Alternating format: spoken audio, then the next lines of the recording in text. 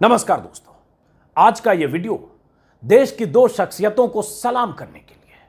वजह जानेंगे तो आप भी सलाम करेंगे। एक है सुप्रीम कोर्ट के चीफ जस्टिस DY चंद्रचूड़, पूरा नाम है धनंजय यशवंत चंद्रचूड़। दूसरे हैं इंडियन एक्सप्रेस के editor in chief Rajkamal Jha. कल ये दोनों शख्सियतें एक ही मंच पर मौजूद थी। मौका था इंडियन एक्सप्रेस की तरफ से पत्रकारों को दिए जाने वाले रामनाथ गोयनका अवार्ड का। पत्रकारिता के लिए, अभिव्यक्ति की आजादी के लिए और लोकतंत्र को बचाए रखने के लिए इन दोनों ने अवार्ड समारोह के मंच से जो कुछ कहा है वो ऐसे दौर में कहा जाना जरूरी है, और जब देश के CJI कह रहे हैं तो उसे सुना जाना भी जरूरी है। आज का वीडियो मैं इन दोनों के नाम करते हुए जो कहने और बताने जा रहा हूं उसे गौर से सुनिए। कुछ अतीत की बातें हैं, कुछ पुराने वीडियो भी हैं। राजकमल झा शायद देश के इकलौते ऐसे संपादक हैं जो PM मोदी की मौजूदगी में पत्रकारिता के गिरते स्तर पर ऐसी बात कह चुके हैं जो आज की तारीख में कोई दूसरा संपादक या मालिक कहने का जोखिम शायद नहीं मोल ले पाए। मोदी अगर किसी मीडिया संस्थान के मंच पर होते हैं तो उनकी शान में कैसे कसीदे पढ़े जाते हैं आपने देखा ही होगा। मोदी के सामने किसी मीडिया घराने के मुखिया, मालिक या संपादक कैसे अपनी रीढ़ की हड्डी को लचीला बनाते हुए खड़े होकर भी लेटे दिखने लगते हैं, या आपने हाल में कई मौकों पर शायद देखा होगा।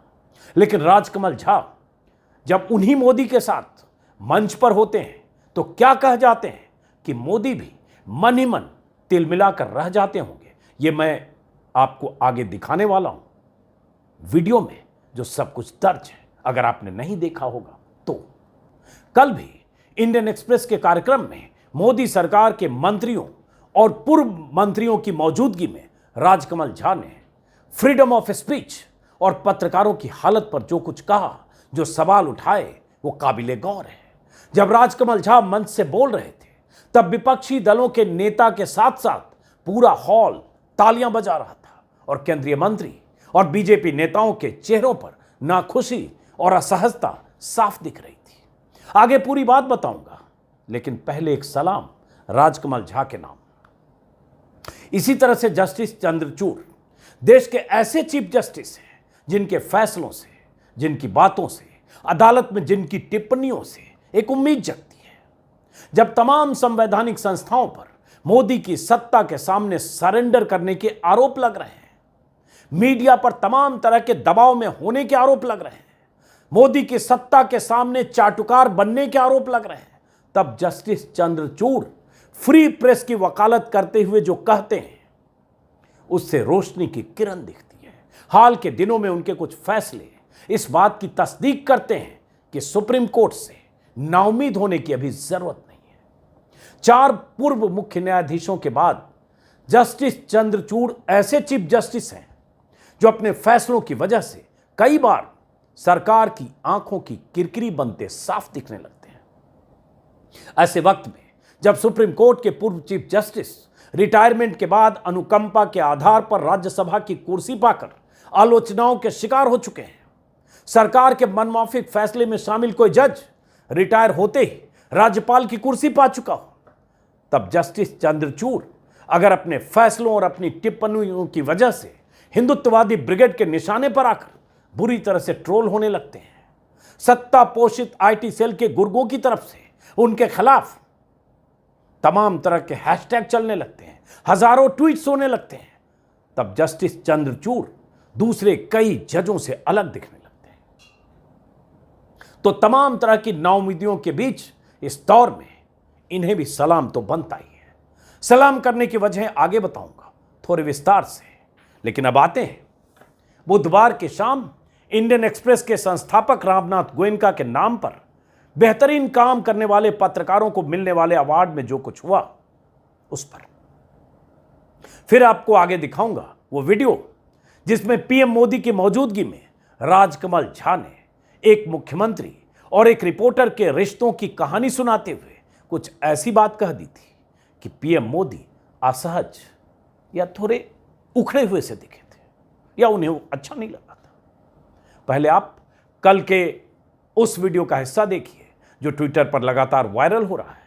राजकमल झा इंडियन एक्सप्रेस के एडिटर इन चीफ की बात पर तालियां बजाते विपक्षी सांसद और नेता आपको इस वीडियो में दिखेंगे और खींचे हुए बीजेपी के मंत्री और पूर्व मंत्री दिखेंगे। आप गौर से देखिए।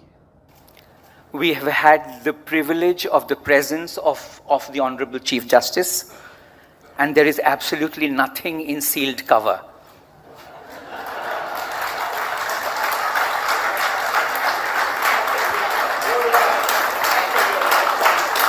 Derek O'Brien, wonderful to have you here. Thank you. This is a vote of thanks, but in the times we live in, I want to say that there'll be no vote. There'll be just thanks here. First and foremost, thank you, Chief Justice Chandrachud. Your vision for a free media and your notes of caution affirm our faith that the Supreme Court will remain, to borrow a metaphor you used in your recent speech, the North Star. The court has kept pushing back at the state to expand our freedoms. That's why when the lights dim, when a reporter is arrested under a law meant for terrorists, when another is arrested for asking a question, when a university teacher is picked up for sharing a cartoon, a college student for a speech, a film star for a comment, or when a rejoinder to a story comes in the form of a police FIR, we turn to the North Star for its guiding light.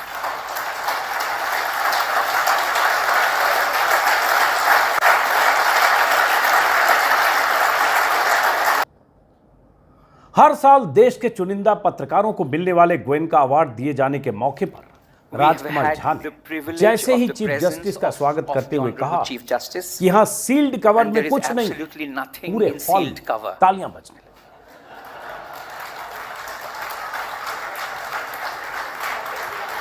विपक्षी दलों से जुड़े Manish Tiwari, Sanjay Singh, Derek O'Brien जोरदार ठहाके लगाते हुए तालियां बजाते हुए आपको दिख रहे होंगे। लेकिन रविशंकर प्रसाद, अनुराग ठाकुर को समझ में नहीं आया कि हंसे या झेपें, क्योंकि इशारा तो उनकी सरकार के सीलबंद लिफाफे पर जस्टिस चंद्रचूड़ की नाराजगी की तरफ था। सील्ड कवर का जिक्र क्यों किया गया राजकमल झा की तरफ से, ये आप शायद समझ चुके होंगे। अभी 2-3 दिन पहले ही चीफ जस्टिस चंद्रचूड़ ने वन रैंक वन पेंशन भुगतान मामले की सुनवाई के दौरान केंद्र सरकार की तरफ से सील कवर में सौंपे गए दस्तावेज लेने से इनकार कर दिया था। सीजेआई ने कहा था कि मैं व्यक्तिगत तौर पर सील कवर के खिलाफ, सील बंद लिफाफे में जो सरकार की तरफ से जानकारियां दी जाती है उसके खिलाफ अदालत में पारदर्शिता होनी चाहिए। उन्होंने यह भी कहा था कि ओआरओपी के मामले में सील कवर लिफाफे की क्या जरूरत है, इसमें क्या ऐसा गोपनीय है, यह तो आदेशों के अनुपालन के बारे में है। हमें सुप्रीम कोर्ट में इस सील कवर की प्रथा को खत्म करना होगा। यह मूल रूप से निष्पक्ष न्याय की बुनियादी प्रक्रिया के खिलाफ है। जस्टिस चंद्रचूड़ ने जब कहा, सरकार की असहजता का आप अंदाजा लगा सकते हैं। रक्षा मंत्रालय की तरफ से सुप्रीम कोर्ट में सौंपे जाने वाले सीलबंद लिफाफे पर जस्टिस चंद्रचूड़ की इस नाराजगी के बाद सरकार की बहुत किरकिरी हुई थी। इशारों में राजकमल झा ने चंद्रचूड़ के रुख का जिक्र करते हुए आगे जो कहा वो भी बहुत आम है, लेकिन उसके आगे जस्टिस ने कहा वो भी बहुत आम है। राजकमल झा ने कहा, जब एक रिपोर्टर ऐसे कानून के तहत गिरफ्तार किया जाता है जो आतंकवादियों के लिए बना है, जब कोई दूसरा रिपोर्टर सवाल पूछने के बदले गिरफ्तार होता है, जब किसी यूनिवर्सिटी का टीचर एक कार्टून को शेयर करने के बाद गिरफ्तार हो जाता है, एक कॉलेज स्टूडेंट अपनी स्पीच के वजह से पुलिस के शिकंजे में होता है या होती है, एक फिल्म स्टार एक कमेंट की वजह से गिरफ्तार होता है। यह सब जिक्र करते हुए राजकमल झा ने जब अपनी बात कही तो हॉल में तालियों की गड़गड़ाहट के बीच बीजेपी नेताओं की झेप साफ दिख रही थी। जाहिर है राजकमल झा ने चंद शब्दों में आज के देश में असहमत आवाजों के प्रति जो माहौल है, सरकार का जो रवैया और तरीका है, उसका जिक्र कर दिया था। सबको पता है कि कैसे केरल के पत्रकार सिद्दीक कप्पन को हाथरस कांड की रिपोर्टिंग करते वक्त यूपी में गिरफ्तार करके यूएपीए जैसी धाराएं लगाकर महीनों तक जेल में ठूस दिया गया। करीब 2.25 साल बाद कप्पन जेल से जमानत पर छूटकर बाहर निकल पाए। फैक्ट चेकर मोहम्मद जुबैर को मुकदमों में फंसाकर दिल्ली से यूपी तक 1 महीने तक जेल का चक्कर लगवाया गया। मुश्किल से जुबैर को जमानत मिल पाई। अभी कर्नाटक में वहां भी बीजेपी सरकार है। एक फिल्म कलाकार चेतन कुमार की गिरफ्तारी हुई है। चेतन ने हिंदुत्व को लेकर कोई कमेंट कर दिया था, बदले में उसे सलाखों के पीछे भेज दिया गया। राजकमल झा ने ममता बनर्जी के राज में एक प्रोफेसर की गिरफ्तारी का भी जिक्र किया, नाम नहीं लिया, लेकिन उनके जिक्र में बात वही थी। राजकमल झा के बाद जब बारी जस्टिस चंद्रचूड़ की आई तो उन्होंने भी कई अहम बातें कही, उसको भी सुनिए। और इसके बाद आगे वो वीडियो जब मोदी की मौजूदगी में राजकमल झा ने ऐसी बात कही थी जो कहने की हिम्मत शायद कोई दूसरा संपादक न कर पाए, आज तक तो कम से कम नहीं कर पाया। वो आगे दिखाऊंगा। जस्टिस चंद्रचूड़ ने कहा कि देश में लोकतंत्र बने रहने के लिए प्रेस की आजादी जरूरी है। उनका वीडियो है, छोटा सा ये टुकड़ा आप देख रहे हैं। Commonly known, speak truth to power. The vibrancy of any democracy is compromised when the press is prevented from doing exactly this. The press must remain free if a country is to remain a democracy. Commonly known, speak truth to power. The vibrancy of any democracy is मंच compromised. से CJI ने जो कहा उसका हिंदी अनुवाद BBC के हवाले से बता रहा हूं। और आज के दौर में यह कहा जाना सीजेआई की तरफ से अहम है, ये बार बार मैं कह रहा हूं, इसलिए मैं सलाम करता हूं। सीजेआई ने कहा, चीफ जस्टिस ने कि अलग अलग विचारों का सम्मान करने की जरूरत है, असहमतियां बढ़कर कभी नफरत में नहीं बदलनी चाहिए और इस नफरत को हिंसा के रूप में तब्दील होने नहीं देना चाहिए, क्योंकि आज के दौर में यही हो रहा है। असहमत आवाजों को एंटी नेशनल, देश विरोधी यही कहा जाता है और क्या स्थिति पैदा हो रही है आप सब जानते हैं। उन्होंने आगे कहा, हमारे देश में, जो वीडियो में आपने सुना भी होगा, हमारे देश में दुनिया भर के कई पत्रकार कठिन और प्रतिकूल परिस्थितियों में काम करते हैं, लेकिन वो किसी भी विपत्ति और विरोध के सामने डटे रहते हैं। ये वो गुण है जिसे खोना नहीं चाहिए। उन्होंने ये भी कहा, असहमति की आवाजों की कद्र करने के कई बयान उनके पहले हैं। तो उन्होंने कहा, नागरिक के तौर पर संभव है हम किसी पत्रकार के रुख या उसके दिए निष्कर्षों से सहमत ना हो। मैं भी कई दफा बहुत से पत्रकारों से असहमत होता हूं। आखिरकार हम में से कौन ऐसा है जो सबकी बातों से सहमत होगा, लेकिन असहमति नफरत में नहीं बदलनी चाहिए और इसे हिंसा का रूप नहीं लेने देना चाहिए।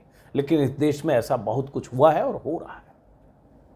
उन्होंने प्रेस, लोकतंत्र के लिए प्रेस की आज़ादी की अहमियत का जिक्र करते हुआ कहा, एक राज्य की संकल्पना में मीडिया चौथा स्तंभ है और एक लोकतंत्र का अभिन्न अंग है। एक स्वस्थ लोकतंत्र में हमेशा पत्रकारिता को ऐसे संस्थान के तौर पर बढ़ावा देना चाहिए जो सत्ता से कठिन सवाल कर सके। सत्ता से कठिन सवाल कर सके।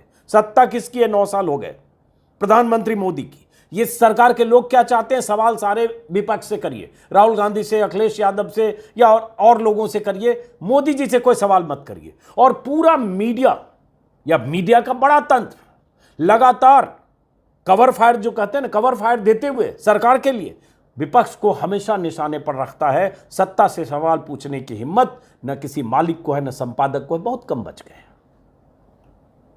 और यह स्थिति मोदी राज में चाहे मजबूर करके, चाहे डरा कर, चाहे डर कर, चाहे चमचागिरी करके, चाहे चापलूसी करके, चाहे जिस भी वजह से यह पैदा हुई, हमसे बेहतर आप जानते हैं। तो जस्टिस ने कहा, सीजेआई ने, कि सत्ता से हमेशा पत्रकारिता को ऐसे संस्थान के तौर पर बढ़ावा देना चाहिए जो सत्ता से कठिन सवाल कर सके। जब प्रेस को ठीक ऐसा करने से रोका जाता है तो किसी भी लोकतंत्र की जीवंतता से समझौता किया जाता है। अगर किसी देश को लोकतंत्र बने रहना है तो प्रेस को आजाद रहना चाहिए।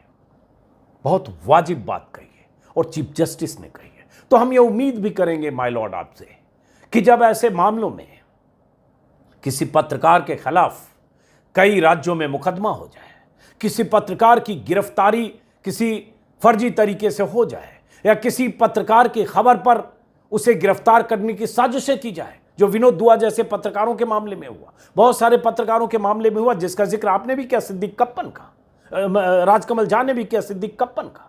तो फिर माय लॉर्ड, सुप्रीम कोर्ट की भी जिम्मेदारी बनती है कि ऐसे मामलों में संविधान कानून के कस्टोडियन होने के तौर पर सुप्रीम कोर्ट कम से कम रियायत बरते और देखे कि क्या यह असहमत आवाज़ों को दबाने का तरीका तो नहीं है, जो मोहम्मद जुबैर के साथ हुआ, जो और कई लोगों के साथ हुआ, जिसका जिक्र राजकमल झा ने किया। उसमें उन्होंने कहा सीजेआई ने कि जिम्मेदार पत्रकारिता सच का प्रकाश स्तंभ है जो हमें बेहतर कल की ओर ले जा सकता है। ये वो इंजन है जो सच, न्याय और समानता पर आधारित लोकतंत्र को आगे ले जाता है। हम डिजिटल युग में जिन चुनौतियों का सामना कर रहे हैं उसमें पत्रकारों के लिए रिपोर्टिंग करते समय सटीक, निष्पक्षता और जिम्मेदारी के मानकों को बनाए रखना जरूरी है। उसके बाद और भी कुछ बातें कही, लेकिन पत्रकारिता को लेकर खास बात यही कही जो मैं मानता हूं कि कहना भी है, बहुत अहम है जो उन्होंने कहा। लेकिन जैसा कि मैंने कहा, सुप्रीम कोर्ट को आगे आने वाले सालों में देखना भी होगा कि अगर कहीं नाइंसाफी होती है, किसी पत्रकार को फंसाने की साजिशें होती है सत्ता की तरफ से, तो सुप्रीम कोर्ट का रवैया भी इसी तरह से होना चाहिए कि गौर करे कि कहीं ये किसी साजिश या किसी बड़े डिजाइन के तहत किसी पत्रकार को फंसाया तो नहीं गया है। बहरहाल, जस्टिस चंद्रचूड़ को सलाम करने की बात मैंने क्यों की आगे, क्योंकि वो लगातार ऐसी बातें करते रहे और इसलिए उम्मीद जगती है जो मैंने कहा। लेकिन एक बार मैं राजकमल झा के उस वीडियो का जिक्र जरूर करूंगा और जिसका दिखाना चाहूंगा, जिसका जिक्र मैंने शुरू में किया। राजकमल झा जब मोदी के साथ मंच पर थे, ये वीडियो तब का है, 2016 का। मोदी के प्रधानमंत्री बने 2 साल हुए थे। मौका तब भी रामनाथ गोयनका अवार्ड समारोह का था। मोदी जी की मौजूदगी में राजकमल झा ने जो कहा, पहले मैं चाहता हूं छोटा सा वीडियो आप सुनिए, देखिए, समझ आप जाएंगे, लेकिन उसका कुछ हिस्सा मैं बाद में बता दूंगा और फिर आगे क्यों मैंने कहा कि जस्टिस चंद्रचूड़ को भी सलाम करने की जरूरत है, क्या कुछ उन्होंने किया। लेकिन पहले सुनिए Rajkamal Jha. You also said a few wonderful things about journalists, which makes us a little nervous. You may not find it in Wikipedia, but Sri Ramnath Goenka, and it's a fact, and I can say that as the editor of the Indian Express, he did sack a journalist when he heard that the chief minister of a state told him that आपका reporter बहुत अच्छा काम कर रहा है.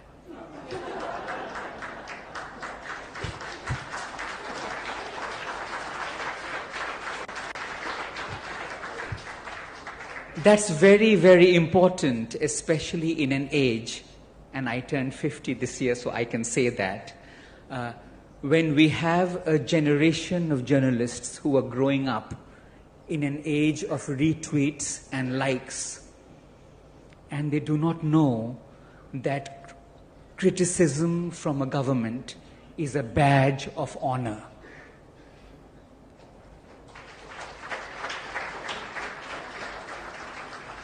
So just as they do in smoking scenes in cinema, I think we should have a ticker tape running whenever we hear praise of a journalist, that criticism from a government is wonderful news for journalism.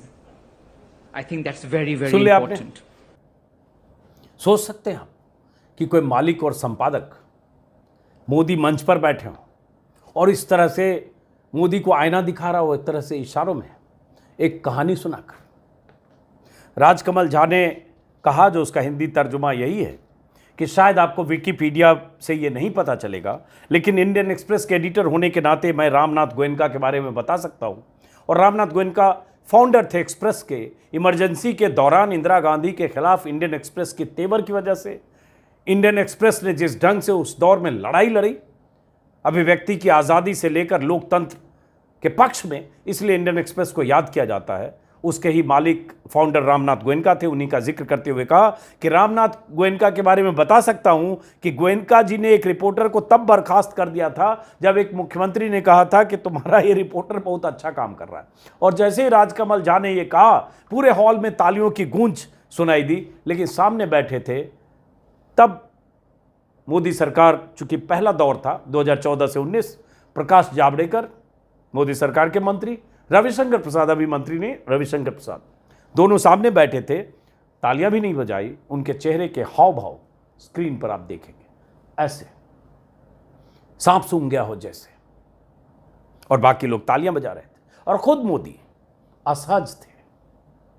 पता नहीं क्या बोल रहे हैं राजकमल झा, क्योंकि ऐसे मुख्यमंत्री के तौर पर मोदी जाने गए और ऐसे प्रधानमंत्री हैं जिन्हें सीधे उनसे कोई सवाल पूछे, उनकी सरकार की आलोचना करे, उनकी सरकार की नीतियों की आलोचना करे, उन्हें ऐसे पत्रकार पसंद नहीं है। उन्हें सिर्फ चाटुकार पसंद हैं और तमाम देश के चाटुकारों को मोदी फॉलो करते हैं और तमाम देश के चाटुकार, संपादक और पत्रकार मोदी जी के लिए रेड कारपेट बिछाते हैं, मोदी जी के लिए गलीचे बिछाते हैं, चापलूसी के हर रोज रिकॉर्ड तोड़ते हैं।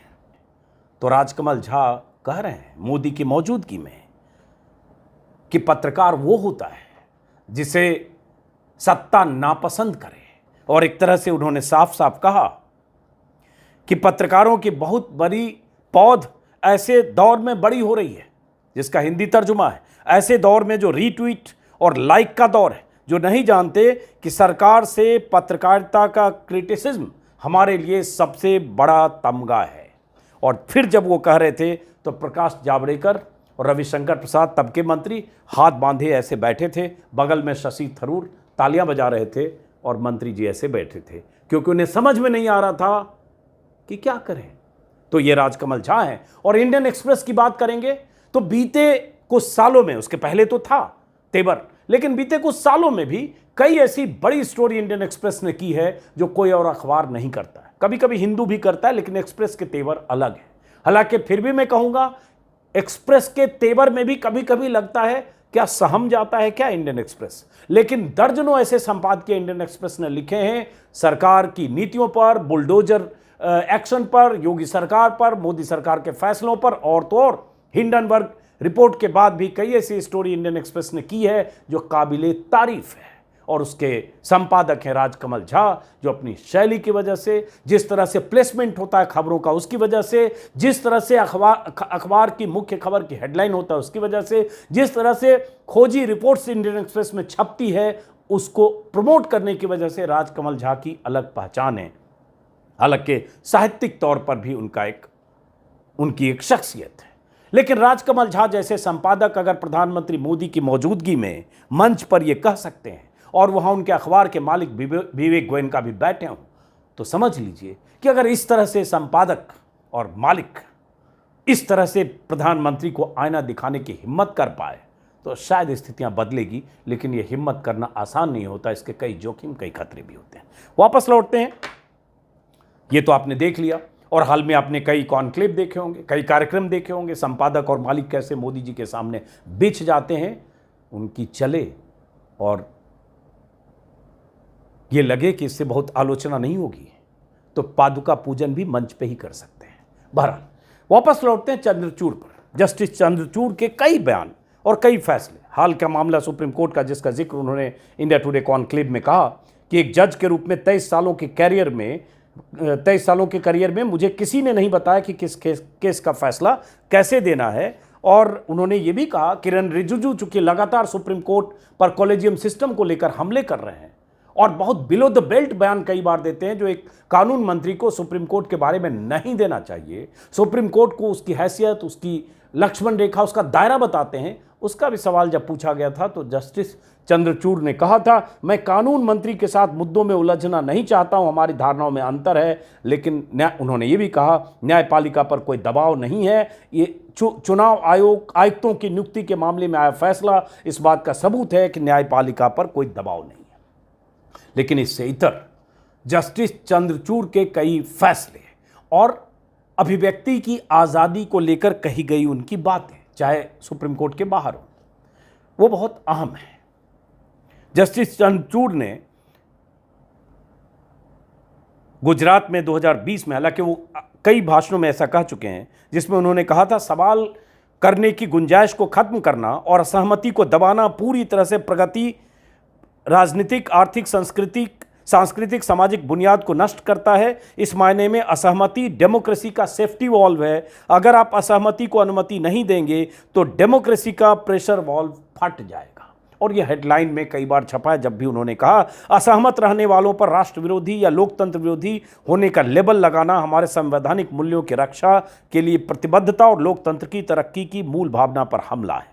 उन्होंने ये भी कहा असहमति पर अंकुश के लिए सरकारी मशीनरी को लगाना डर की भावना पैदा करता है। असहमति को राष्ट्र विरोधी कहना लोकतंत्र पर हमला है। ये गुजरात में उन्होंने नेशनल लॉ यूनिवर्सिटी के एक कार्यक्रम में कहा था 2020 में, लेकिन कई बार उन्होंने ऐसी बातें कही है। भीमा कोरेगांव के मामले में भी फैसले में भी उन्होंने कहा था कि विरोध के नाम पर विपक्ष की आवाज़ को दबाया नहीं जा सकता। जिस तरह से गिरफ्तारी हुई संदेहास्पद थी, लेकिन विरोध की आवाज़ को दबाया नहीं जा सकता। ये भी कहा हम नहीं चाहते कि सुप्रीम कोर्ट तारीख वाली अदालत बने। ऐसे बहुत मौक़ों पर उन्होंने कहा है। और ताज़ा बिल्किस बानो के मामले में सुप्रीम कोर्ट की तरफ से बल्कि जस्टिस चंद्रचूड़ की हाल में अभी जब महाराष्ट्र के मामलों पर सुनवाई के दौरान उन्होंने राज्यपाल के फैसलों को लेकर बहुत खिंचाई की, राज्यपाल के तरीकों को लेकर बहुत तल्ख टिप्पणियां की, तब जस्टिस चंद्रचूड़ की ट्रोलिंग ऐसी हुई कि कई हैशटैग चलाए गए और सुप्रीम कोर्ट के जजों को लेकर या सुप्रीम कोर्ट को लेकर इस तरह से टारगेट करने का सिलसिला बीते कुछ सालों में हुआ है सोशल मीडिया पर। और उस दिन सीजेआई निशाने पर थे जब उन्होंने ये सवाल उठा दिया था कि 3 साल से अगर उद्धव ठाकरे की पार्टी या शिवसेना सब एक साथ थे, अच्छा चल रहा था, तो रातों रात ऐसा क्या हो गया। और उसके बाद राज्यपाल ने बागी विधायकों को किस तरह से अचानक जिस तरह से उन्हें फ्लोर पर बहुमत साबित करने का मौका देने की कोशिश की, दिया या राज्यपाल की भूमिका को लेकर सवाल उठाए, उस समय भी वो निशाने पर है। अभी आज ही अखबार में खबर छपी है बिल्किस बानो को लेकर। आपको पता होगा कि बिल्किस के साथ नाइंसाफ़ी हुई, गैंगरेप हुआ, बिल्किस के बच्चे को मार डाला गया, बिल्किस की माँ और उनके साथ और जो उनकी लड़कियां थी जो भाग रही थी दंगों के दौरान जान बचाने के लिए, उनके साथ गैंगरेप हुआ। 11 लोगों का कत्ल कर दिया गया जिसमें बिल्किस की माँ और रिश्तेदार भी थे। उस बिल्किस के गुनाहगारों को सजा माफी नीति के तहत गुजरात की जेल से रिहा किया गया था। और उसके बाद बिल्किस और बिल्किस का पति लगातार ये कोशिश कर रहा है, सुप्रीम कोर्ट का दरवाजा खटखटाया कि उसे इंसाफ मिले। जिसने उसके साथ गैंगरेप किया, जिन लोगों ने जो लोग 11 लोगों के कातिल हैं, उसे सिर्फ 14 साल जेल में गुजार कर एक मियाद पूरी होने के बाद सजा माफी नीति के तहत कैसे छोड़ा जा सकता है। उस सजा माफी नीति पर भी सवाल उठे थे कि गुजरात सरकार ने एक तरह से अरेंज किया उस नीति का फायदा उठाकर कि वो लोग निकल जाएं चुनाव के पहले जो दरअसल बीजेपी के समर्थक थे, वीएचपी से जुड़े थे और पक्के तौर पर कट्टर हिंदुत्ववादी थे। सुप्रीम कोर्ट ने उस मामले में कहा है, बहुत सारी याचिकाएं दाखिल की गई थी सुप्रीम कोर्ट में कि उस सजा माफी नीति के बाद जो छूटे हैं उस पर पुनर्विचार हो, उस पर बात हो। तो सुप्रीम कोर्ट के सीजेआई ने अभी कहा है कि हम विशेष बेंच का गठन किया जाना है। मैं रजिस्ट्रार से जस्टिस रस्तोगी से पूछने और तारीख लेने के लिए कहूँगा। और अब एक दरवाज़ा खुला है कि सुप्रीम कोर्ट में अब बिल्किस बानो के गुनाहगारों की फाइल फिर से खुलेगी। और बहुत सारे फैसले हैं, लेकिन उस पर विस्तार से नहीं जाता हूँ। लेकिन जब ट्रोलिंग उनकी हुई थी तब बहुत सारे विपक्ष के नेताओं ने प्रेसिडेंट को एक चिट्ठी भी लिखी थी कि सीजेआई को कैसे निशाना बनाया जा रहा है महाराष्ट्र के मुद्दे पर, जो सीजेआई ने कहा उसके बाद। तो फिलहाल ये वीडियो हो रहा है लंबा, इसको ख़त्म करते हैं इस उम्मीद के साथ कि राजकमल झा जैसे एडिटर, जस्टिस चंद्रचूड़ जैसे सीजेआई, सुप्रीम कोर्ट और आप जैसे बहुत सारे लाखों करोड़ों दर्शक नागरिक इस देश में अभिव्यक्ति की आज़ादी को बचाए रखने के लिए, लोकतंत्र को बचाए रखने के लिए, नागरिक अधिकार को बचाए रखने के लिए जद्दोजहद तो करते रहेंगे। उम्मीद पर दुनिया कायम है। अगर आपने मेरा YouTube चैनल सब्सक्राइब नहीं किया तो सब्सक्राइब करें, अगर मुमकिन हो तो ज्वाइन करें। नमस्कार।